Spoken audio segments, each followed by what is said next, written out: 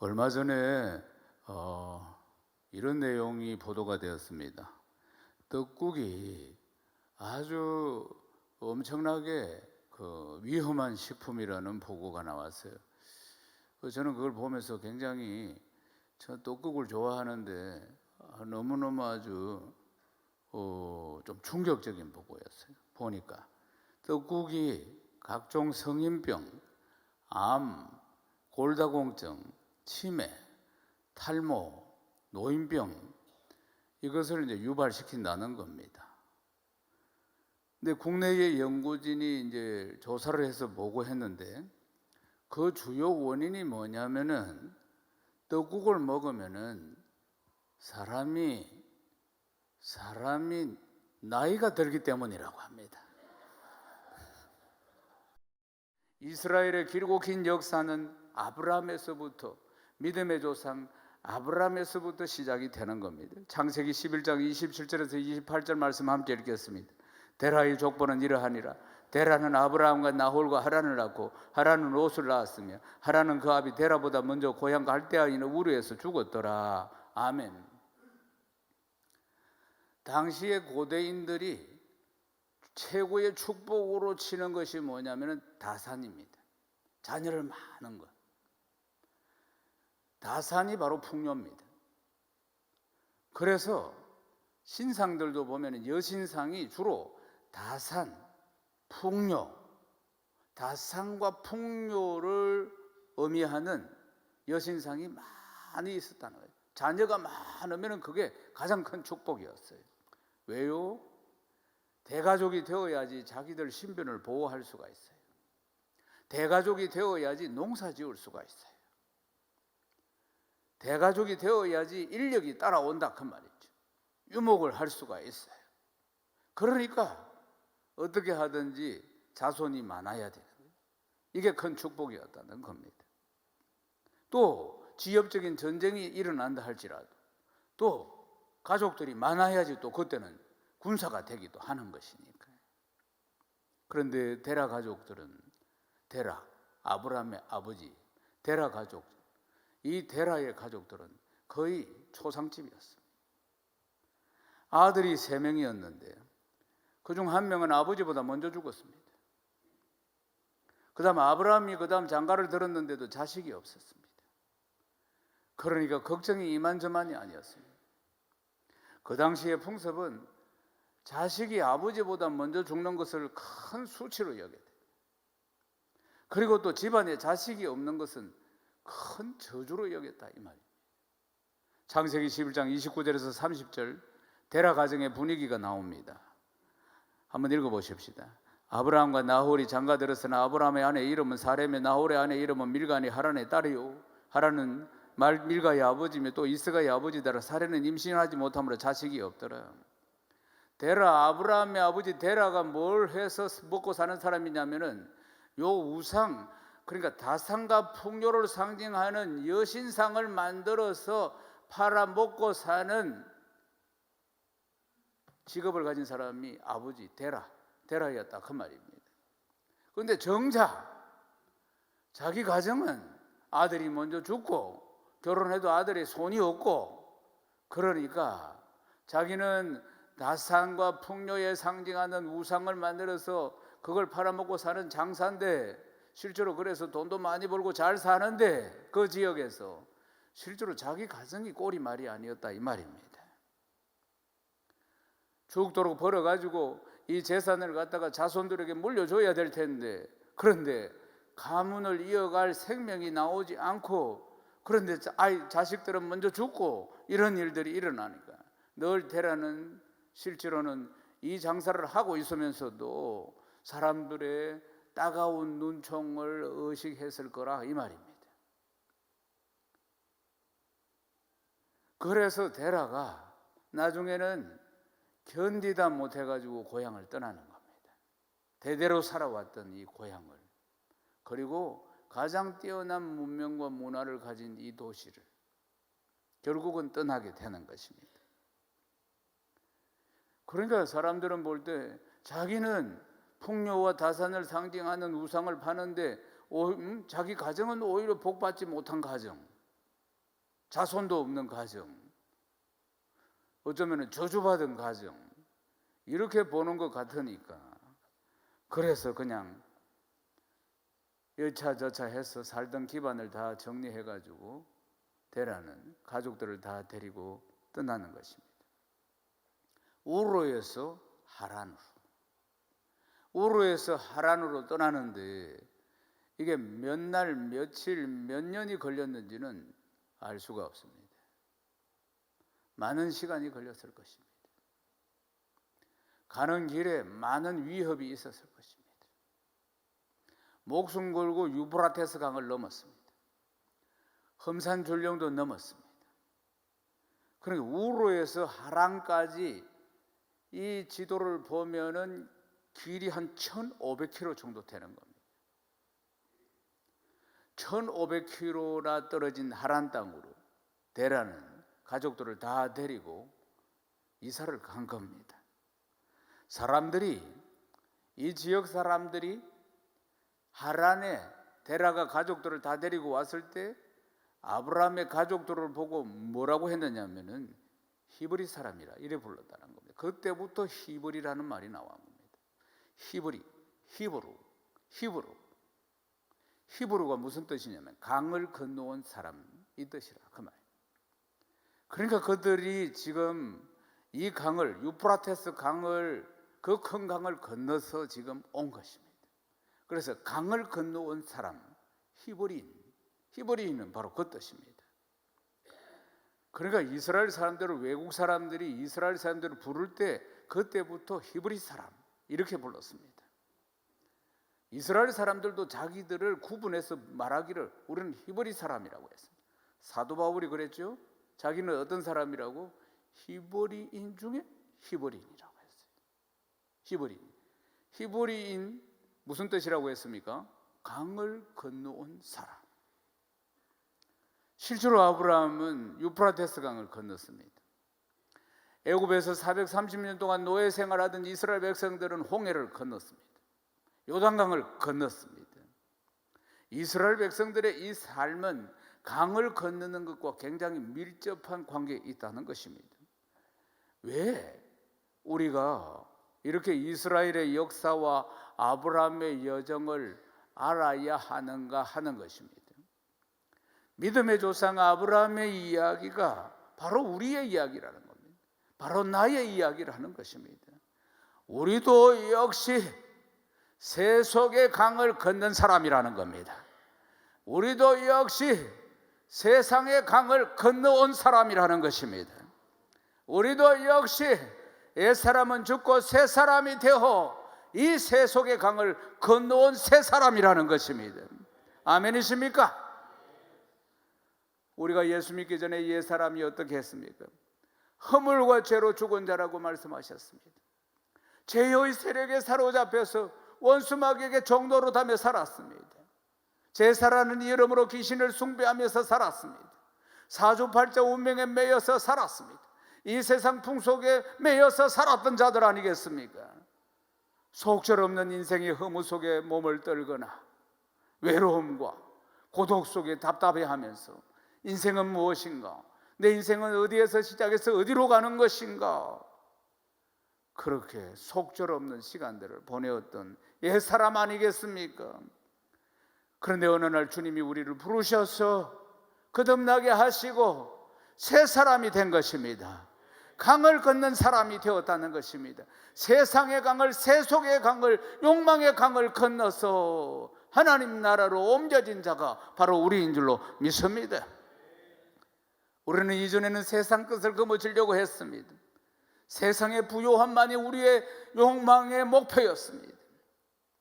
그러나 이제는 달랐습니다. 완전히 달라졌습니다. 우리가 강을 건넌 사람입니다. 하나님의 자녀입니다. 이것이 우리 그리스도인의 정체성인 줄로 믿습니다. 우리는 오직 하나님의 은혜를 사모하는 하나님의 백성임을 믿습니다. 사랑하는 여러분, 하나님의 백성이 되었다는 것은 내 지혜와 내 능력으로 된 것이 아닙니다. 이제는 우리가 늘 육신의 정욕과 안목의 정욕과 이 세상의 자랑에 사로잡혀 살았습니다. 그러나 주님께서 십자가에 달려서 내 과거의 죄, 현재의 죄, 미래의 죄를 모두 다 담당해 주시고 그런 말미암아 우리는 흑암의 권세에서 벗어나서 사랑의 아들의 나라로 강을 건너서 옮기게 된 것임을 믿습니다. 골로새서 1장 13절 말씀 우리 함께 읽겠습니다. 그가 우리를 흑암의 권세에서 건져내서 그의 사랑의 아들의 나라로 옮기셨으니 강을 건너서 옮겼다 그 말입니다. 흑암의 나라에서 사랑의 하나님의 나라로. 사랑하는 여러분, 우리가 강을 건너온 사람입니다. 우리가 하나님께로부터 난 자인 것입니다. 요한복음 1장 11절에서 13절 말씀도 함께 읽겠습니다. 자기 땅에 오매 자기 백성이 영접하지 아니하였으나 영접하는 자 곧 그 이름을 믿는 자들에게 하나님 자녀가 되는 권세를 주셨으니 이는 혈통으로나 육종으로나 사람의 뜻으로 나지 아니하고 오직 하나님께로부터 난 자들이니라. 아멘 아멘. 하나님께로부터 난 자들이라는 겁니다. 사랑하는 여러분, 강을 건너온 사람들이 바로 우리들입니다. 강을 건너는데 우리의 인간적인 노력이나 그리고 공로나 혈통으로나 육종으로 된 것이 아닙니다. 오직 하나님의 은혜로. 사랑하는 여러분, 데라 가족이 도착한 곳은 하란이었습니다. 그 당시 하란은 미탄니 왕국의 중심 도시였습니다. 하란도 여기에 문화와 문명이 꽃피고 있었습니다. 우로처럼 그렇게 발달한 곳이었어요. 문명이 발달할수록 하나님을 모르는 백성은 우상 숭배로 가득 찬 것을 볼 수가 있습니다. 하란이라는 말은 길목이라는 뜻입니다. 그러니까 하란이라는 이 땅덩어리는 메소포타미아 이 지중해 쪽으로 나가는 중간도시, 지중해 쪽으로 나가는 중간도시, 통상로가 교차하는 도시, 그러니까 상업적으로 굉장히 번성한 도시인 것입니다. 하란은 언제쯤 완전히 멸망당하느냐 하면은 13세기에 징기스칸이 그때 몽골이 쳐들어와서 그때 완전히 폐허가 됩니다. 그런데 지금도 가보면은 하란 시대에 남은 유물들과 역사적인 흔적들을 볼 수가 있습니다. 성벽과 집터들이 있습니다. 보시면은 그 당시에 집은 흙으로 지었는데 지붕이 꽃갈 모양을 하고 있어요. 꽃갈 형태의 지붕인데 보면은 얼마나 그 당시에도 이게 과학적이었는지 이 지붕에 보면은 이 구멍을 많이 내놨어요. 보면은 이제 그리고 세모 형태로 생겼는데 뾰족한데 한풍구가 있어서 그러니까 이 더운 지역인데도 아주 이렇게 시원한 공기들이 순환할 수 있도록 집안에서 그렇게 집을 지었다는 것입니다. 아브라함의 가족들이 갈대아 우르 이 하란에 머물렀기 때문에 갈대아 우르를 떠나서 하란에 머물렀기 때문에 성경에 하란이라는 지명이 자주 나옵니다. 아브라함의 아들 이삭이 그러니까 아브라함이 며느리감을 어디에서 데리고 왔느냐 하면은 바로 이곳에서 데리고 왔습니다. 또 이삭의 아들 야곱이 형 에서의 칼을 피해서 도망을 간 것도 바로 이곳입니다. 하란. 20년 동안 험한 세월을 보낸 곳이 바로 이곳입니다. 데라가 205세, 205살 그때 이제 세상을 떠나게 됩니다. 늙어가지고 하란 땅에서 죽게 됩니다. 창세기 11장 31절에서 32절 말씀 또 읽겠습니다. 데라가 그 아들 아브라함과 하란의 아들인 그의 손자 롯과 그의 며느리 아브라함의 아내 사레를 데리고 갈대아인 우르를 떠나 가나안 땅으로 가고자 하더니 하란에 이르러 거기 거류하였으며 데라는 나이가 205세가 되어 하란에서 죽었더라. 아멘. 데라는 가나안 땅으로 들어가지 못하고 여기서 죽습니다. 왜 데라는 아브라함의 아버지 데라는 가나안 땅에 들어가지 못하고 여기서 죽었을까 하는 것입니다. 여호수아 24장 2절 말씀 우리 함께 읽겠습니다. 여호수아가 모든 백성에게 이르되 이스라엘의 하나님 여호와께서 이같이 말씀하시기를 옛적에 너희 조상들 곧 아브라함의 아버지 나홀의 아버지 데라가 강 저쪽에 거주하여 다른 신들을 섬겼으나 아멘. 데라가 물론 205세나 되었기 때문에 나이가 많아서 죽었다고 할 수도 있겠지만은 성경은 그 죽음이 우연이 아니라는 것입니다. 가나안 땅은 우상과 전쟁해야 할 땅입니다. 가나안 땅은 오로지 하나님만을 섬겨야 하는 땅인 것입니다. 결코 다른 신을 섬길 수 없는 땅이 바로 가나안 땅이라는 것입니다. 여호수아에게 그래서 이렇게 말합니다. 여호수아 24장 15절 말씀 우리 함께 읽겠습니다. 만일 여호와를 섬기는 것이 너희에게 좋지 않게 보이거든 너희 조상들이 강 저쪽에 섬기던 신들이 있든지 또는 너희가 거주하는 땅에 있는 아무리 족속의 신들이든지 너희가 섬길 자를 오늘 택하라. 오직 나와 내 집은 여호와를 섬기겠노라. 아멘. 오직 나와 내 집은 여호와를 섬기겠노라. 사랑하는 여러분, 가나안 땅에서는 우상 섬길 수 없는 것입니다. 선택해야 하는 것입니다. 결정해야 되는 것이에요. 데라가 죽은 이후에 75세 된 아브라함에게 하나님이 찾아오십니다. 창세기 12장 1절에서 2절 말씀 함께 읽겠습니다. 여호와께서 아브라함에게 이르시되 너는 너의 고향과 친척과 아버지의 집을 떠나 내가 네게 보여줄 땅으로 가라. 내가 너로 큰 민족을 이루고 내게 복을 주어 내 이름을 창대케 하리니 너는 복이 될지라. 아멘. 아브라함에게 여호와 하나님이라는 신이 찾아온 것입니다.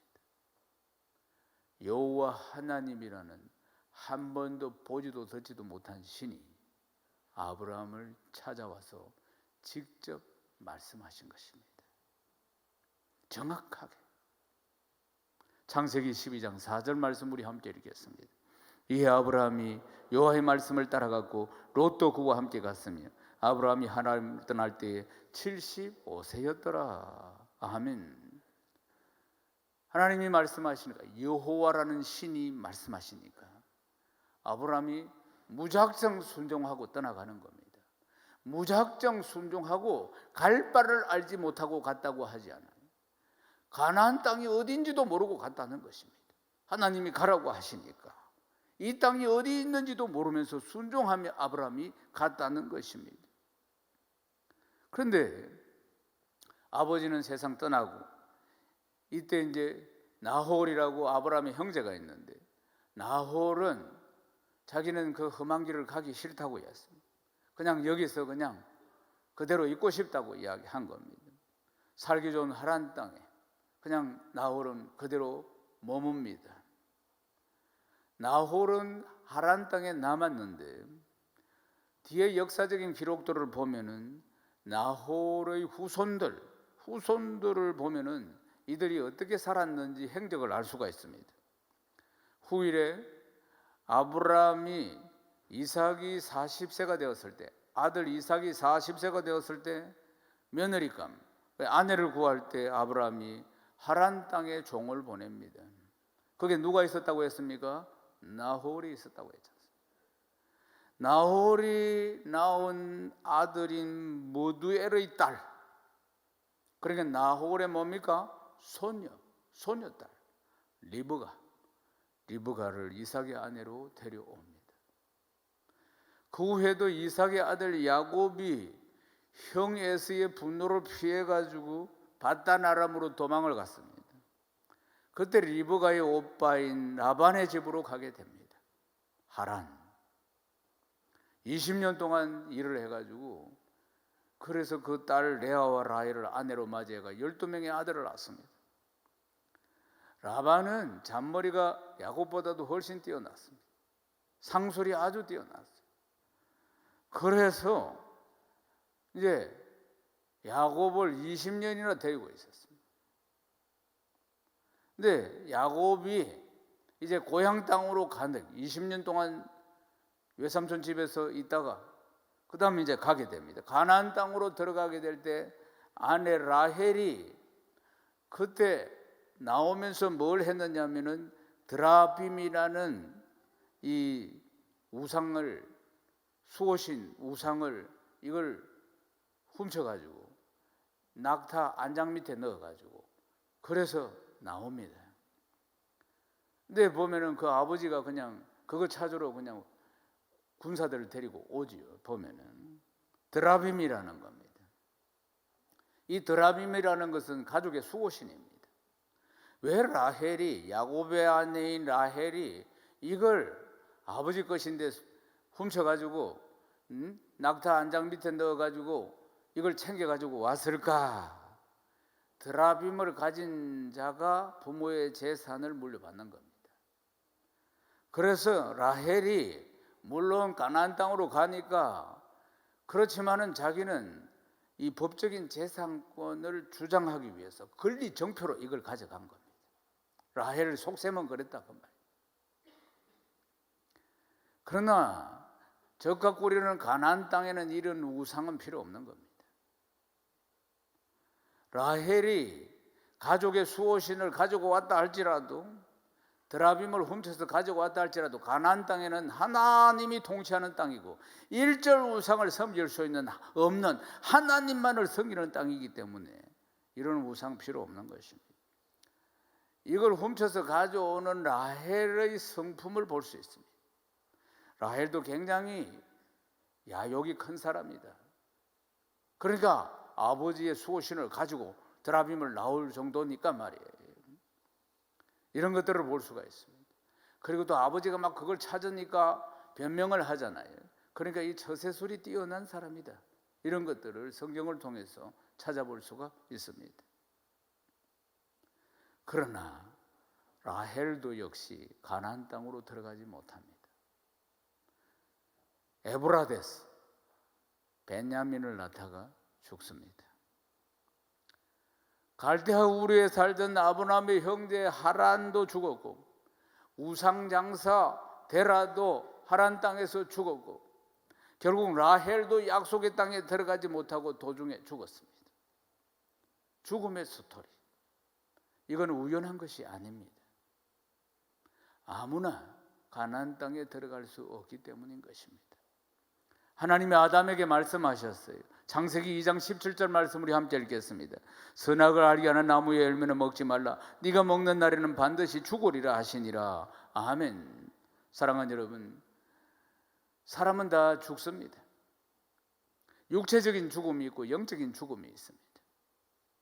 영적인 죽음이 무엇인가? 육체적인 죽음은 수명이 다하면 죽는 것이고 영적인 죽음은 죄의 노예가 되어서 진노의 자녀가 되는 것, 그리고 하나님과의 관계가 다 끊어진 것, 이게 영적인 죽음이라는 것입니다. 왜 영적인 죽음이 찾아왔습니까? 하나님의 말씀에 대한 불순종, 그리고 하나님을 대적한 결과 이런 일들이 일어난 것입니다. 요한계시록 3장 1절 말씀 우리 함께 읽겠습니다. 사대교회 사자에게 편지하라. 하나님이 7영과 7배를 가지시니가 이르시되 내가 네 행위를 아노리. 네가 살았다 하는 이름을 가졌으나 죽은 자로다. 네가 살았다 하나 네가 죽은 자라고 이야기하지 않습니다. 영적으로 죽은 자라 그 말입니다. 육신은 숨을 쉬고 있어도 영적으로 죽은 자라고 사대교회를 향해서 주님이 말씀하고 계시는 것입니다. 하나님 말씀에 불순종하고 하나님을 대적하고 세상 것을 사랑하고 그것이 바로 우상 섬기는 것입니다. 그것은 영적으로 죽은 자입니다. 하나님보다 더 사랑하는 건 전부 우상이라고 했습니다. 그것이 무엇이든지 간에 사람은 반드시 하나님을 만나야 살아납니다. 하나님을 만나야지 그 죽은 영이 살아나는 것입니다. 하나님을 만나는 방법은 하나님 말씀 안에 있습니다. 사랑하는 여러분, 영적으로 죽은 사람은 하나님 나라를 누릴 수가 없습니다.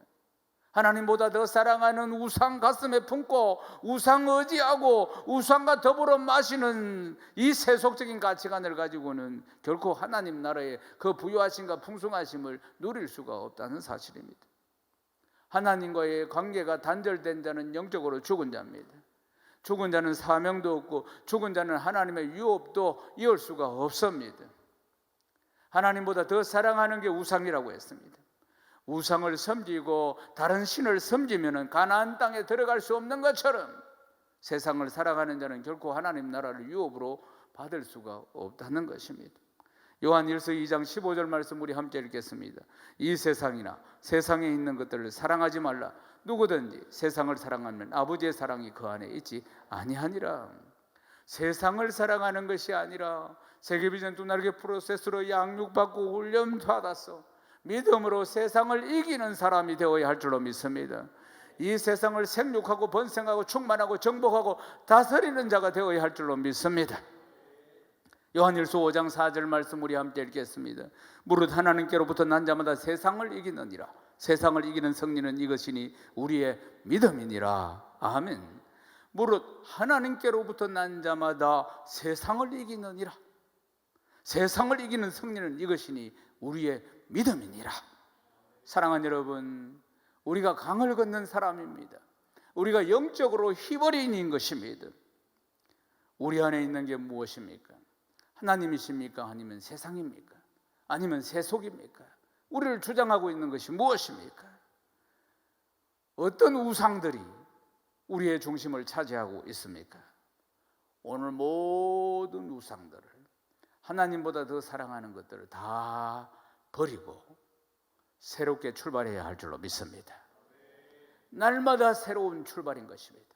날마다 새로운 구원, 감격, 날마다 새로운 은혜를 덧입기 위해서는 날마다 버려야 하는 것입니다. 날마다 버려야 합니다. 사랑하는 여러분, 하나님 나라의 부유하심과 풍성하심을 누리기 위해서는 세상 것들의 모든 욕망들을 버려야 하는 것입니다. 하나님께서 떠나라고 할 때 떠나야 하는 것입니다. 지고 있는 것을 놓고 떠나야 하는 것입니다. 새롭게 출발해야 합니다. 하나님 지금도 우리를 약속의 땅 가나안 땅으로, 하나님 나라로 우리를 부르시고 계시는 것입니다. 아무나 가나안 땅으로 갈 수 없습니다. 아무나 하나님 나라를 누릴 수 없습니다. 아무나 이 은혜의 자리에 올 수가 없습니다. 하나님 지금도 말씀하십니다. 우리에게 사랑하는 내 자녀야, 내가 너로 큰 민족을 이루고 내게 복을 주어서 네 이름을 창대하게 하리니 너는 복이 될지라. 그러기 위해서는 너는 너의 고향과 친척과 아베의 집, 세속을 떠나라. 그래서 내가 너에게 보여줄 땅, 약속의 땅, 믿음의 땅, 은혜의 땅으로 가라. 이 음성이 들려오기를 주의 이름 축원합니다. 말씀을 마무리하겠습니다. 하나님께서는 우리 인생을 전적으로 책임지십니다. 전적으로 사랑하십니다. 이제 우리는 영적으로 산자가 되어서 온전한 믿음을 회복해야 합니다. 하나님만으로 만족하고 복음 전하는 것 외에는 소망이 없는 삶을 살아야 할 줄로 믿습니다. 우리가 진정한 히브리인입니다.